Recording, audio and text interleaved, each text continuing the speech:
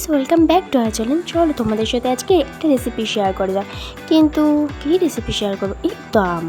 তাহলে চলো কাঁচা আমের আমসত্ত্ব বানানো যাক।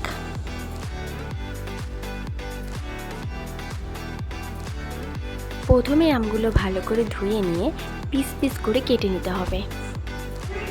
এই গরমের দিনে টক কান্না খেতেই ভালো লাগে, তাই ভাবলাম চলো কাঁচা আমের আমসত্ত্ব করা যাক। তাহলে এই রেসিপিটাই তোমাদের সাথে শেয়ার করতে চলেছি, লাস্ট অবধি দেখতে থাকো। আমগুলোকে কেটে আবারও আমি ধুয়ে নেব।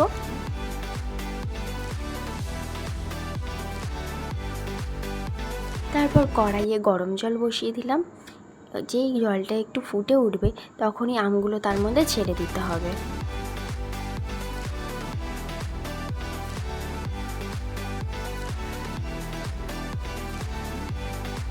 সব আমগুলো জলে দিয়ে দেওয়া হয়ে গেলে ঢাকা দিয়ে রেখে দিতে হবে 2 মিনিট।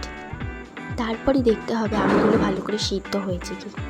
আমগুলো সিদ্ধ হওয়ার সময় বারবার নাড়াচাড়া দিয়ে দেখতে হবে যাতে আমটা নিচে না লেগে যায়। আর ঠিক আমার মতন দেখে নিতে হবে এরকমই আঠালো আঠালো হয়েছে কি। আর যদি হয়ে যায় তাহলে নামিয়ে দিতে হবে। আমের এই মিশ্রণটাকে ভালোভাবে ছাঁকনি দিয়ে ছেঁকে নিতে হবে যাতে কোনো দানা দানা ভাব না থাকে।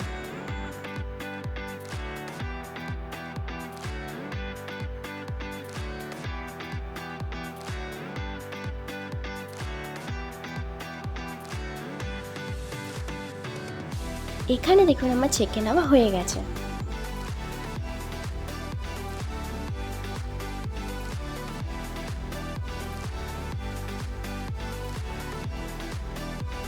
আরেকবারও কড়াইটা গরম করে তার মধ্যে এই আমের মিশ্রণটা ছেড়ে দিতে হবে। যখন দেখবেন হালকা একটু ফুটে আসছে, একটু গরম গরম হয়ে আসছে, তার মধ্যে এক এক করে চিনি,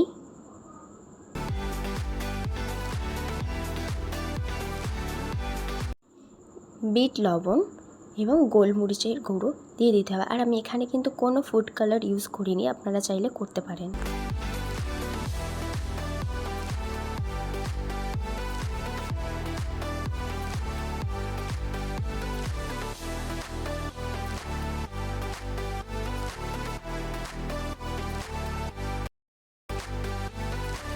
এই মিক্সচারটা ভালো করে মিক্স করে নিতে হবে যাতে একদম আঠা আঠা হয়ে আসে।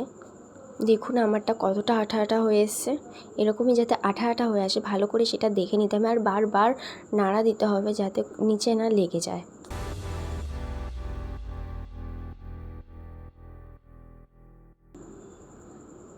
আর এখানে দেখুন আমি একটা তেল আর একটা ব্রাশ নিয়ে নিয়েছি আর একটা স্টিলের থালা নিয়ে নিয়েছি।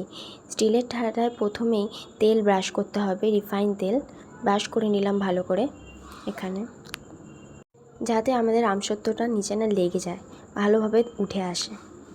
তেল ব্রাশ করা হয়ে গেলে আমের মিক্সচারটা অল্প অল্প করে দিয়ে ভালো করে বসিয়ে নিতে হবে। পুরো প্লেটে ভালো করে যেরকম আমি করছি ওরকমভাবে ভালো করে বসিয়ে নিতে হবে। আর এই যে আমার থালায় নেওয়াও হয়ে গেছে। আর এই যে আমি রোদ্দুরেও দিয়ে দিয়েছি। আর এখন যা গরম পড়েছে এই সময় আমসত্ত্ব বানানোর জন্য সেরা সময়। একটু আমসত্ত্বটা রোদ্দুরে দিতে হচ্ছে, কী রোদ, আমার পা পুড়ে গেল, বাবা পালাই। আর এই যা রোদ পড়েছে আর আমার আমসত্ত্ব একদিনেই ভালোভাবে শুকিয়ে গেছে। আর দেখো আমি কেটে নিয়েছি, কি সুন্দরভাবে উঠেছে আর কি দারুণ লাগছে।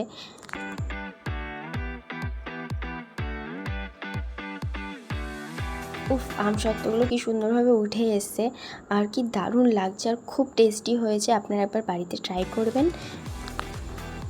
ভালো লাগলে লাইক, কমেন্ট অ্যান্ড শেয়ার করে দেবেন। আর আমাদের চ্যানেলটাকে সাবস্ক্রাইব করতে একদম ভুলবেন না। টাটা, দেখা হচ্ছে নেক্সট ভিডিওতে। Thank you for watching.